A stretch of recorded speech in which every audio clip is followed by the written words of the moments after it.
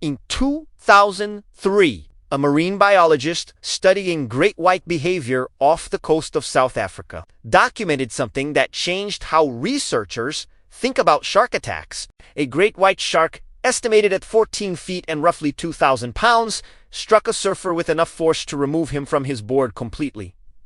The bite was deep. The shark had every physical advantage. It released, circled once at distance, and disappeared into open water. The surfer survived. Not because the shark was interrupted, not because anyone intervened. The shark bit, assessed, and made a decision to leave. A 2,000-pound apex predator with no natural enemies in the ocean chose not to finish what it started. That pattern repeats across shark attack data with a consistency that researchers have spent decades trying to explain. The bite and release. The single strike, the investigation that ends in withdrawal rather than feeding. It shows up in great white attacks, in tiger shark encounters, in bull shark incidents in shallow water. Something is happening in that moment between the bite and the decision to leave, and it is not what most people assume. Start with what a shark is actually doing when it bites something unfamiliar.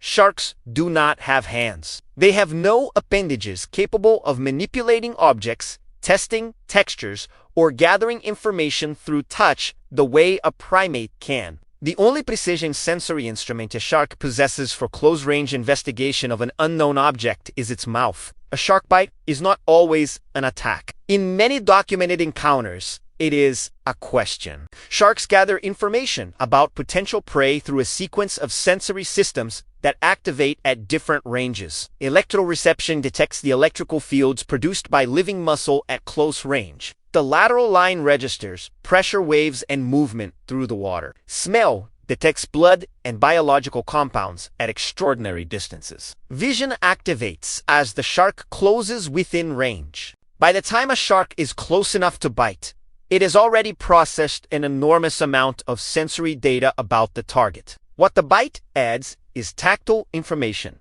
texture, resistance, fat content, the physical composition of what it has contacted. That information determines what happens next. Great white sharks are specialists. Their primary prey along most of their range is marine mammals, seals, sea lions, dolphins, animals that share a specific set of physical characteristics.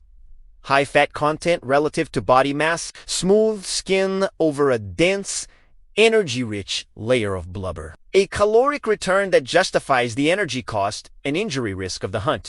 A human being in the water does not match that profile in any meaningful way. A surfer on a board, viewed from below in low-visibility water, produces a silhouette that resembles a seal closely enough to trigger an investigative approach. The outline, the movement, the surface disruption, all read as potential prey from distance.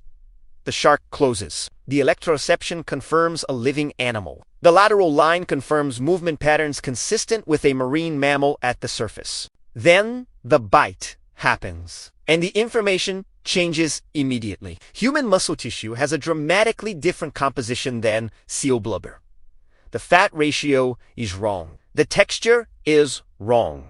The caloric signal the shark receives from contact with a human leg or torso does not match the energy signature its biology has been calibrated to pursue. The shark releases not out of mercy or confusion. It releases because the data came back negative. This is not what it was looking for.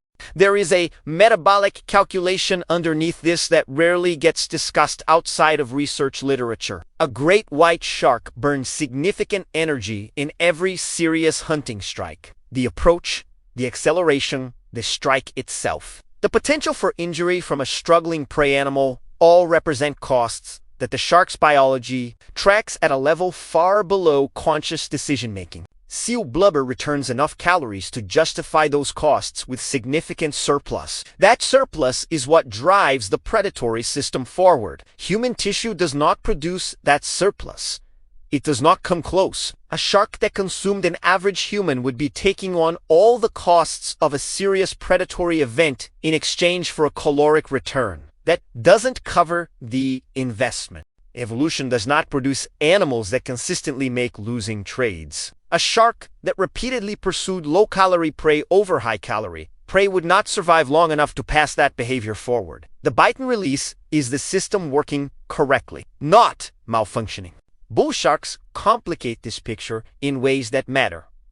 Unlike great whites, bull sharks are generalist predators. They operate in shallow, warm, murky water where visibility is poor and prey diversity is high. They are responsible for a disproportionate number of serious shark attacks on humans globally, and their attack profile looks different from a great white's.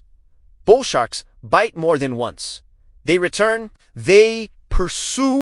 The difference is not aggression. It is territory and feeding context. A bull shark in shallow water near a river mouth is operating in its primary feeding environment. It is not making an investigative approach from open ocean. It is actively hunting in water it knows, and an unfamiliar animal producing blood signals in that environment registers differently than an unfamiliar silhouette in open water. Context changes the calculation entirely, which brings everything back to that great white off the coast of South Africa, circling once and disappearing into open water.